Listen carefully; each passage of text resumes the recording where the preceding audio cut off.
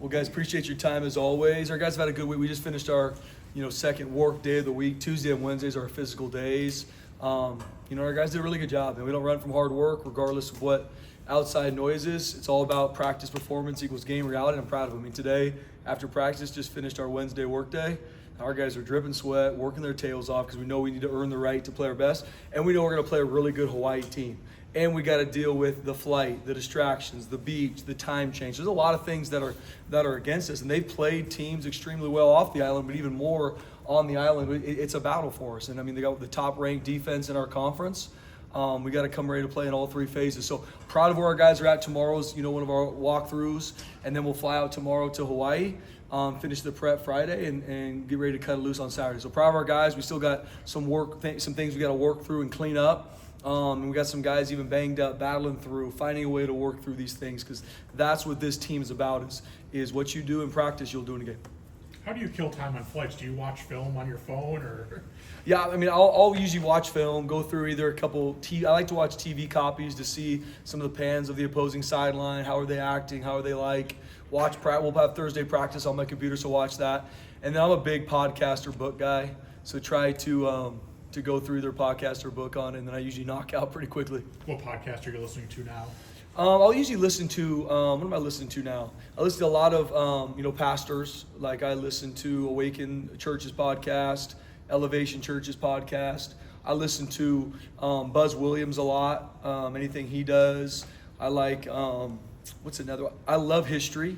So like I'll listen to some history podcasts about, different times of life because you can escape and learn something about something new. And a lot of the stories I learned through there, I can, finding ways to relate them to football, to talk to our team. So, and then I'll listen to some books on tape. So I know I'll be out pretty quickly. It's kind of a funny question, I guess. When it comes to Ashton and this whole second half discussion, how worried is he about not playing or playing in the second half? He doesn't worry about it one bit, Jay. I mean, this guy's if it's in 6 overtimes, we got to find a way to win a game. Ashton Genty's ready. If we need him for the first half, he's ready because that's what he does in practice. I was talking to multiple scouts and people about him. I mean, if people were at practice to watch today, my man is dripping sweat, working his tail off to play really good on Saturday. So whatever the game dictates, we know this is going to be a big-time opponent we're playing. He's ready to play through 4 quarters. If it takes overtime to find a way to win, Ashton Genty will be ready. Just with that being said, what do you think is most important when it comes to the Heisman? Is it stats? Is it what a guy looks like on the field? The eye test? Most important for the Heisman? Yeah. Yeah, I mean, there's a lot of things that come to it. I mean, it's stats, but it's also how successful is your team. Mm-hmm. So it's twofold. It's the stats that someone puts together.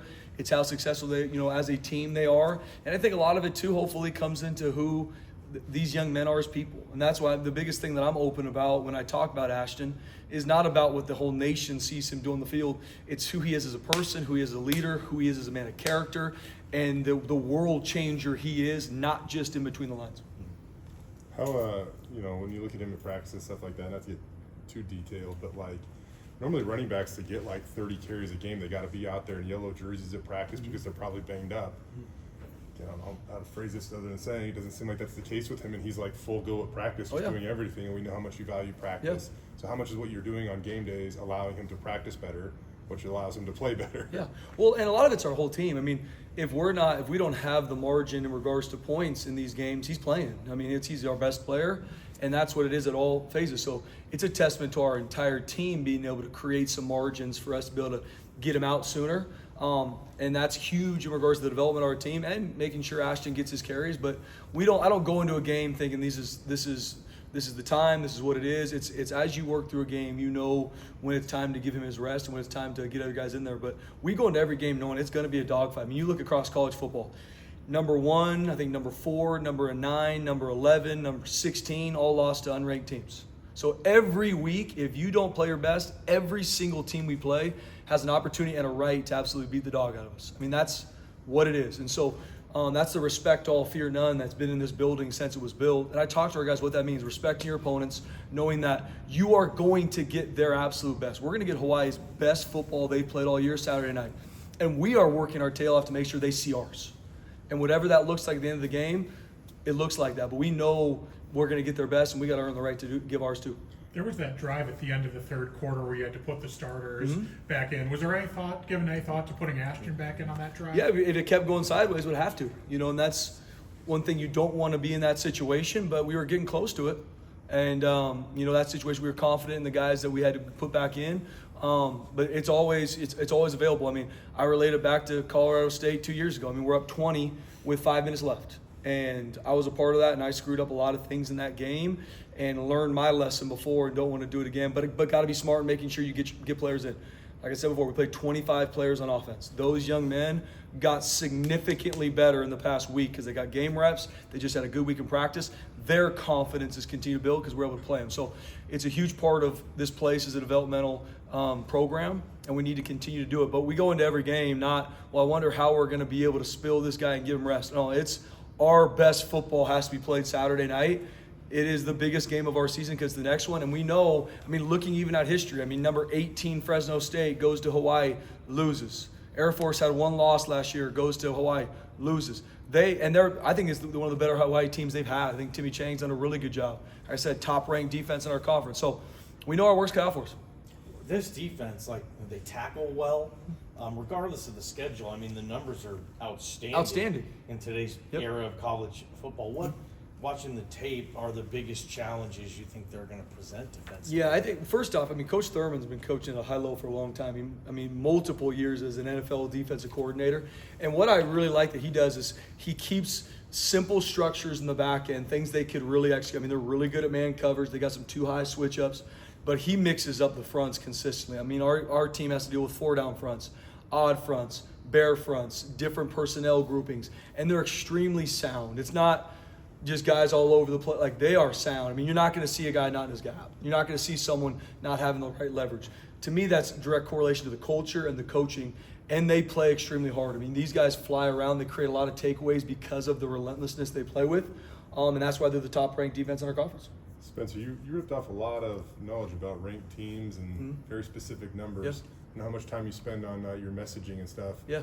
Was that part of your Absolutely. study and messaging? Yeah, I'm just such a our guys get inundated with so much information, either on their phone, swiping through, or someone telling them. So the 10 minutes, 15 minutes that I have direct with them, I want to give them truth.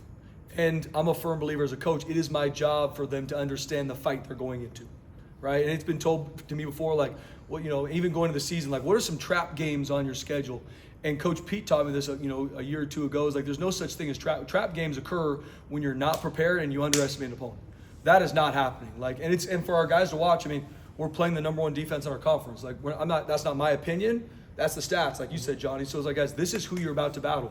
And anytime you think you can look at someone's stats, okay, this is their win-loss record, or this is what they played we're going to get their best, and we have to make sure we're ready for that. So my messaging to our team is, hey, men learn through two ways, pain or wisdom. There's been I've been a part of painful games where we've lost, games we shouldn't have lost.